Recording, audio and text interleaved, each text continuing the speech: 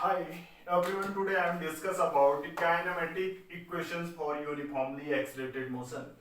अब हम पढ़ भी चुके हैं क्लास 9th में क्या काइनेमेटिक इक्वेशंस होते हैं यूनिफॉर्मली एक्सीलरेटेड मोशंस के।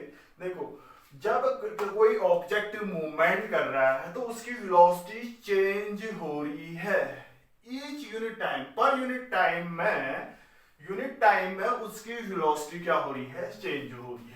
मींस आप देखो, कोई ऑब्जेक्ट मूवमेंट कर रहा है, वो उसकी वेलोसिटी हर यूनिट टाइम में क्या हो रही है, चेंज हो रही है। तो उसका जो एक्सलेशन होगा वो एक्सलेशन क्या होगा, कांस्टेंट एक्सलेशन होगा। कोई बॉडी अगर मूवमेंट कर रही है, उसकी वेलोसिटी चेंज हो रही है प्रत्येक यूनिट टाइम में। अगर कोई बॉडी मूवमेंट कर रही है, उसकी वेलोसिटी चेंज हो रही है प्रत्येक यूनिट टाइम में, तो वो हम क्या कहेंगे, वो बॉडी कांस्टेंट एक्सलेशन से क्या कर रही है, मूवमेंट कर रही है। इसी को हम कहते हैं यूनिफॉर्मली एक्सलेटेड मोशन। ठीक है, दोबारा सुनिए, अगर कोई बॉडी है आपकी, वो मूवमेंट कर रही है, उसकी वेलोसिटी चेंज हो रही है प्रत्येक यूनिट टाइम में, उसकी वेलोसिटी चेंज हो रही है, तो हम कहते हैं कि ये क्या है, कांस्टेंट एक्सेलरेशन से क्या कर रही है, मूवमेंट कर रही है। तो इसी को हम यूनिफॉर्मली एक्सलेटेड मोशन कहेंगे। क्या कहेंगे, यूनिफॉर्मली एक्सलेटेड मेथड कहेंगे। तो आप जानते भी हैं ये काइनेमेटिक इक्वेशंस क्या होती हैं यूनिफॉर्मली एक्सलेटेड मोशन में, जहां पर एक्सलेशन कांस्टेंट होता है v is equal to u plus A T, s is equal to U T plus half A T square, v square equal to U square plus 2as, where v क्या है, उसकी final velocity, u initial velocity, s displacement और t time है। a क्या है, यहां पर acceleration constant है। यूनिफॉर्मली एक्सलेटेड मोशन मींस जहां पर एक्सलेशन क्या होता है, कांस्टेंट होता है, उसे यूनिफॉर्मली। तो हमने या आपने ये पढ़ रखा है कि जो डिराइव करने हैं ये इस फॉर्मूले को, लेकिन आप क्लास 9th में पढ़ चुके हैं क्या, ग्राफिकल मेथड्स। तो आज हम ग्राफिकल मेथड न पढ़कर कैलकुलस मेथड का यूज कर रहे हैं। तो आज हम बाय कैलकुलस मेथड से हम क्या करेंगे, इन काइनेमेटिक इक्वेशंस को डिराइव करेंगे। देखो, कोई ऑब्जेक्ट है, उसकी इनिशियल वेलोसिटी क्या है, u है, at time t equal to, कोई ऑब्जेक्ट है, उसकी इनिशियल वेलोसिटी है t इक्वल टू 0 पर, और उसकी डिस्टेंस जो है आपकी क्या है, उस टाइम 0 है। ठीक है, यानी डिस्टेंस 0 है। आफ्टर टी टाइम के बाद, यानी आफ्टर टी टाइम के बाद उसकी वेलोसिटी चेंज हो रही है। आफ्टर टी टाइम के बाद उसकी वेलोसिटी क्या हो रही है, v है। और जो उसकी टी टाइम, यानी t किसके इक्वल हो गया, टी टाइम के बाद v बन जा रही है, और इस दौरान जो बॉडी एक्सलेट हुई कांस्टेंट एक्सेलरेशन से हुई, और जो डिस्टेंस जितनी ट्रेवल की, जो s है, ये s के इक्वल हो जाता है। मींस s डिस्टेंस उसने ट्रेवल की आफ्टर टी टाइम के बाद। u क्या है, उसकी इनिशियल वेलोसिटी है, v क्या है, उसकी फाइनल वेलोसिटी है। कब है u इनिशियल, जब उसकी टाइम t इक्वल टू 0 पर, और s यानी उस टाइम उसने डिस्टेंस कवर नहीं कर रखी है, 0 है। आफ्टर टाइम टी टाइम के बाद बॉडी एक्सलेट हुई, क्योंकि वेलोसिटी चेंज हो रही है तो बॉडी एक्सलेट हुई, जो यूनिफॉर्मली, यानी बॉडी एक्सलेट कैसे हुई, कांस्टेंट एक्सलेशन हुआ, मींस यूनिफॉर्म हुआ। तो t equal to t second पर ये हुआ, s equal to s distance इसने ट्रेवल की। अब हम जानते हैं, ये तो आप जानते हैं, सिंस हम जानते हैं a is equal to instantaneous acceleration में हमने पढ़ा था a is equal to dv upon dt। ध्यान से देखिए, कुछ नया है आपकी क्लास 11th में, नया है पूरा। a is equal to dv upon dt मैंने पहले वीडियो में, स्टार्टिंग वाले वीडियो में मैंने इंटीग्रेशन और डिफरेंशिएशन आपको बताए थे। a इज इक्वल टू क्या है आपका, dv अपॉन dt। ये हम जानते हैं इंस्टेंटेनियस एक्सेलरेशन। एक्सेलरेशन क्या होता है, rate of change of velocity is called acceleration होता है। अगर हम इसको क्रॉस मल्टीप्लाई करते हैं, ये अपन 1 लिखते हैं, क्रॉस मल्टीप्लाई करते हैं, तो क्या होगा आपका, dv इज इक्वल टू, मैं लिख रहा हूं dv is equal to a into dt। ये dv और dt क्या है, स्मॉल अमाउंट में वेलोसिटी चेंजेस है, या वेलोसिटी या स्मॉल टाइम इंटरवल है। तो टोटल फाइंड करने के लिए हम क्या करते हैं, इंटीग्रेशन करते हैं। हम टोटल फाइंड करने के लिए integrating both side, grating both sides. अब लेकिन इंटीग्रेट तो कर रहे हैं, उसकी लिमिट देखो, v कहां से कहां बढ़ रहा है, u से v तक जा रहा है, जो वेलोसिटी है u से v तक जा रही है, और टाइम कहां से कहां तक जा रहा है, 0 से t तक। देखो जो वेलोसिटी चेंजेस हो रही है u से v तक, और टाइम 0 से t तक जा रहा है। तो हम बोथ साइड इंटीग्रेट करेंगे टोटल फाइंड करने के लिए। तो dv is equal to integration a into dt। अब देखो v कहां से कहां तक जा रहा है, u से v तक, तो ये इसे हम लोअर लिमिट कहते हैं, और इसे हम अपर लिमिट। लोअर नीचे से ऊपर, ये 0 से t तक जा रहा है, ये 0 से t तक जा रहा है, ये समझ में आ गया होगा। अब देखो हमने इंटीग्रेशंस पढ़ा था, इंटीग्रेशन x की power n dx is equal to क्या होता है, x की power n dx is equal to x की power n plus 1 upon n plus 1 होते हैं। ये इस फॉर्मूले का यूज कर रहे हैं हम। अब देखो यहाँ पर v नहीं है, यहाँ पर v की पावर है ही नहीं कुछ, जैसे यहाँ dx है तो यहाँ पर v की पावर है, यहाँ dv है तो यहाँ पर v की पावर होनी चाहिए। तो हम इसको कुछ नहीं, v की पावर 0 लिख देते हैं इसको, क्या u से v इंटू v की पावर 0 t। देखो a क्या है, constant means uniformly accelerated motion है। यूनिफॉर्मली एक्सेलरेटेड मोशन क्या होता है, जहां पर एक्सेलरेशन क्या होता है, कांस्टेंट होता है। तो a क्या आएगा, बाहर आएगा। a को कांस्टेंट का डिफरेंशिएशन हम नहीं, इंटीग्रेशन नहीं करते, a बाहर करेंगे तो यहां पर बचेगा 0 टू t। अब खाली dt है, यहां पर भी हम t की पावर 0 कर देते हैं, t की पावर 0 इंटू dt। क्यों किया, v की पावर 0 करेंगे तो 1 आएगा, t की पावर 0 करेंगे 1 आएगा, हमने ऐसा कुछ नहीं कर रखा है। तो अब देखो यहां पर मैं इसके बीच का अरेंज कर दे रहा हूं, हटा दे रहा हूं, इसको हटा देता हूं। तो यहां से क्या हुआ आपका, यही फॉर्मूला यूज करेंगे, v की पावर 0 प्लस 1 ये अपॉन 0 प्लस 1। जो लिमिट है आपकी ऐसे लिख देते हैं हम, limit means u to v, देख सकते हैं a ऐसी रहेगा। अब देखो t की पावर 0 प्लस 1, 0 प्लस 1, देखो x की पावर n प्लस 1 है तो यहाँ पर 0 प्लस 1 हो रहा है अपॉन 0 प्लस 1, ये हो जाएगा आपका 0 टू t।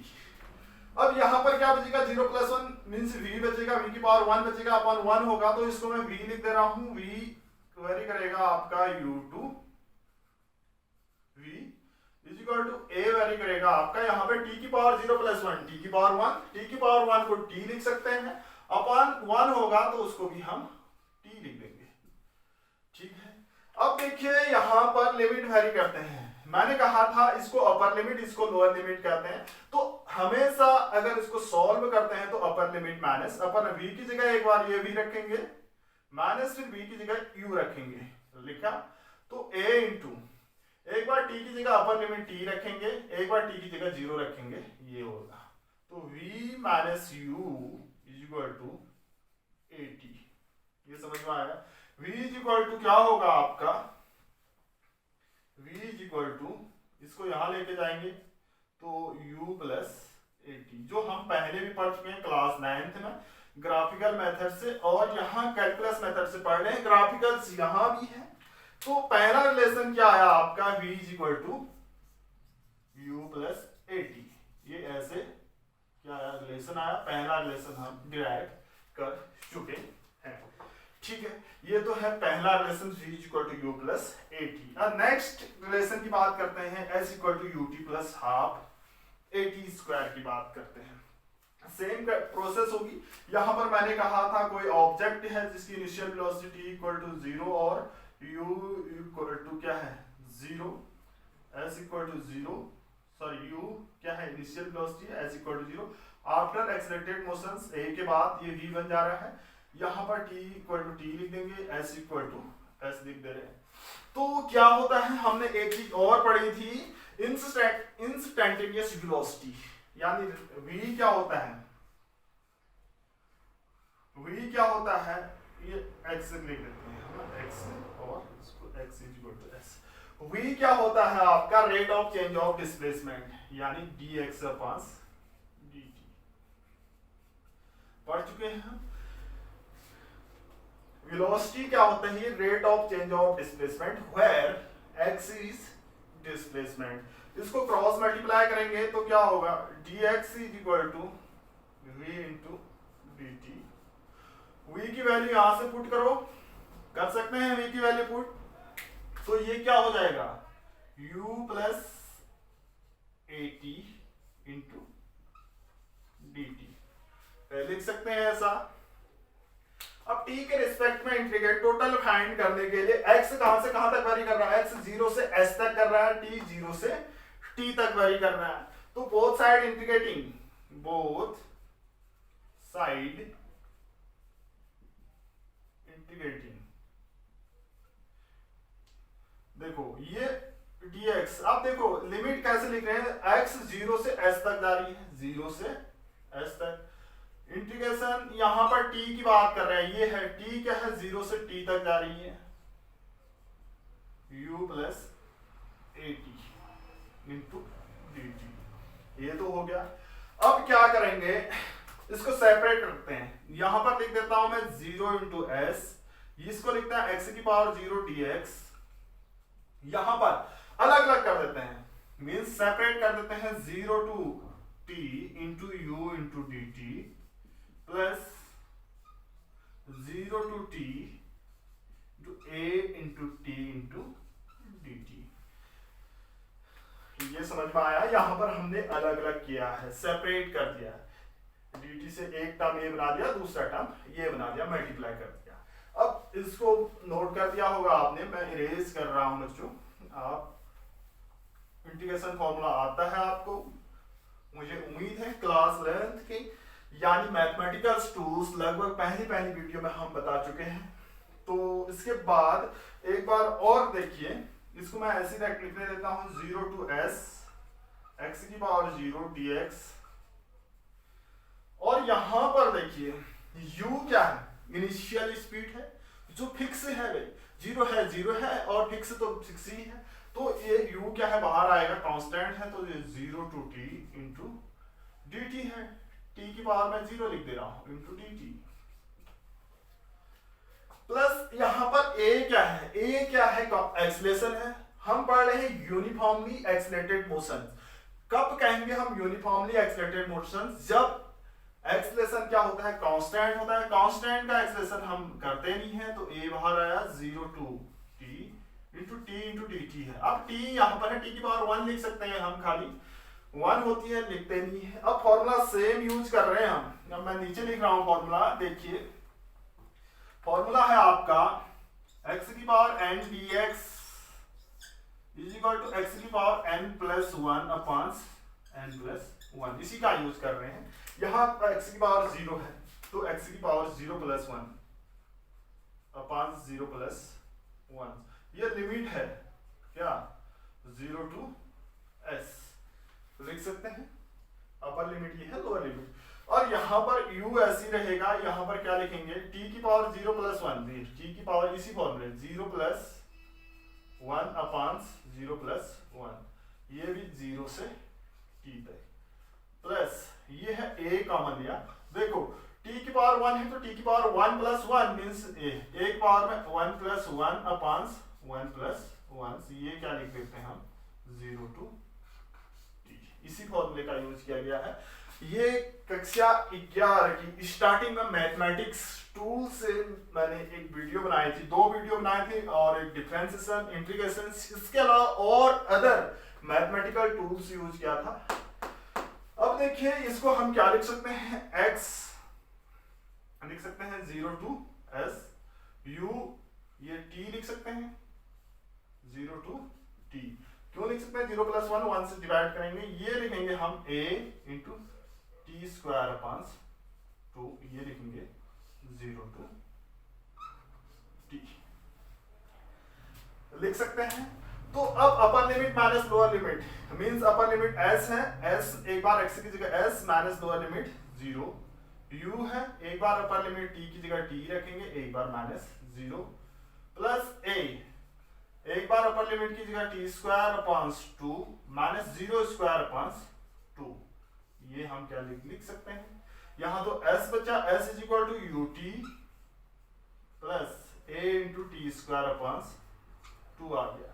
तो s इज इक्वल टू हम पढ़ चुके हैं U T plus half A T square,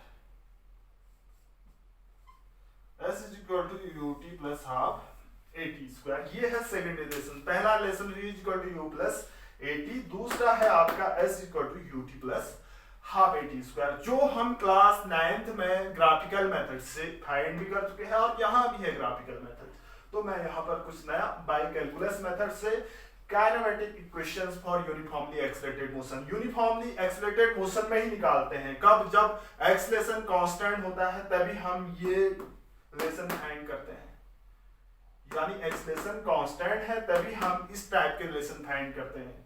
acceleration constant होने का मतलब क्या है, यूनिफॉर्मली एक्सेलरेटेड मोशन कर रहा है मींस एक समान, यानी उसकी वेलोसिटी जो चेंज हो रही है प्रत्येक यूनिट टाइम में फिक्स्ड हो रही है, कांस्टेंट हो रही है, तो उसका मतलब क्या है, एक्सेलरेशन कांस्टेंट है, एक्सेलरेशन क्या होगा आपका यूनिफॉर्मली होगी। देखो kinematic equations means uniformly motion means जब उसकी क्या है वेलोसिटी चेंज हो रही है पर यूनिट टाइम में, तो एक्सेलरेशन कांस्टेंट होगा, एक्सेलरेशन कांस्टेंट तो हम कहेंगे यूनिफॉर्मली एक्सेलरेटेड मोशंस। तो नेक्स्ट रिलेशन की ओर जाते हैं, ये तो है दूसरा रिलेशन। थर्ड रिलेशन की बात करते हैं बाय कैलकुलस मेथड्स। अब हम जानते हैं वही आते हैं नाउ, सिंस हम ये जानते हैं a इज इक्वल टू क्या होता है आपका rate of change of velocity dv upon dt, a is equal to dv upon dt, dv ये हम जानते हैं।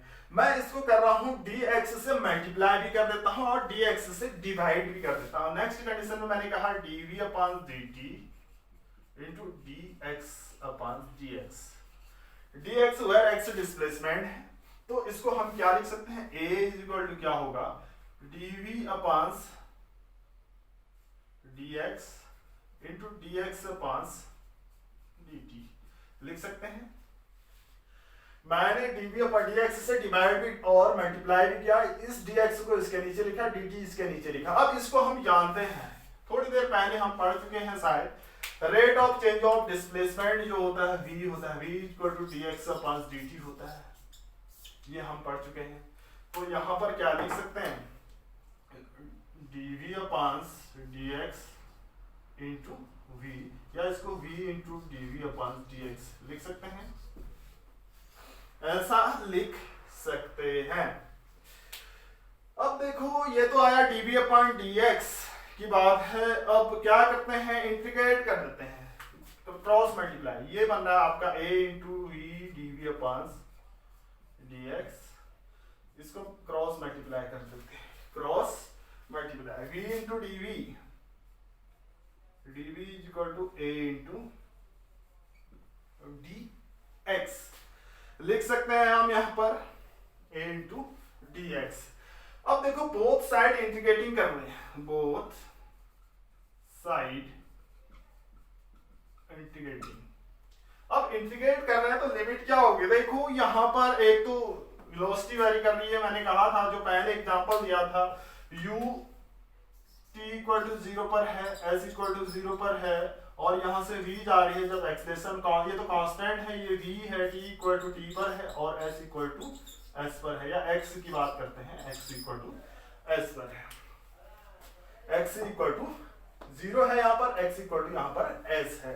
तो बोथ साइड इंटीग्रेट करेंगे, v dv into integrations a dx। देखो v कहां से कहां तक वेरी कर रहा है, यानी वेलोसिटी u से v तक, u से v तक। अब देखो a तो कांस्टेंट है भाई, क्योंकि हम यूनिफॉर्मली एक्सेलरेटेड मोशन पढ़ रहे हैं, तो a कांस्टेंट है, इसका इंटीग्रेशन नहीं कर रहा है, वेरी कर रहा है, तो x वेरी कर रहा है। x कहां से, 0 से s तक वेरी कर रहा है, 0 से s तक वेरी कर रहा है।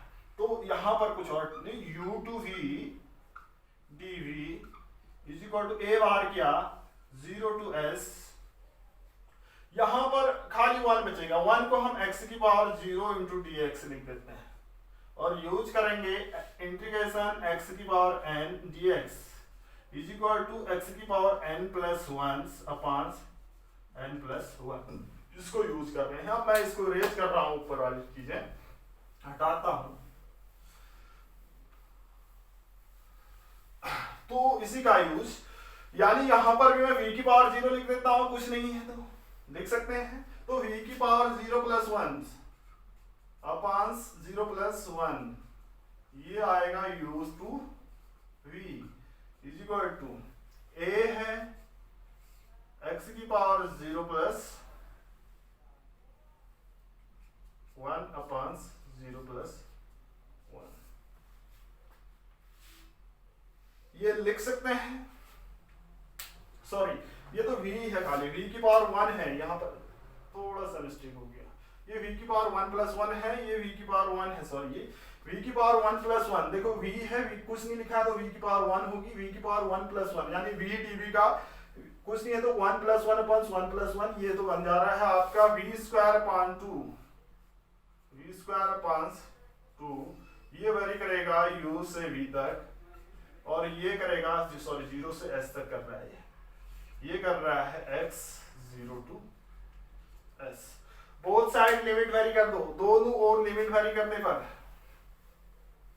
दोनों ओर लिमिट वेरी करेंगे, ये तो पहले upper limit v square minus upon 2 minus ये u स्क्वायर अपॉन 2, एक बार v की जगह v, एक बार v की जगह u, ऐसे ही यहाँ पर a इंटू एक बार s की जगह x की जगह s, एक बार 0, तो ये 1/2 कॉमन आया आपका v square minus u square is equal to, ये बचेगा as, क्रॉस मल्टीप्लाई करेंगे तो v square minus u square is equal to 2as, या v square is equal to u square plus 2as। ये क्या है, थर्ड रिलेशन है kinematic equations for uniformly accelerated motion, means जब एक्सेलरेशन कांस्टेंट है तो ये थर्ड रिलेशन है। तो हमारे रिलेशन क्या क्या मिले, पहला रिलेशन मिला v इज इक्वल टू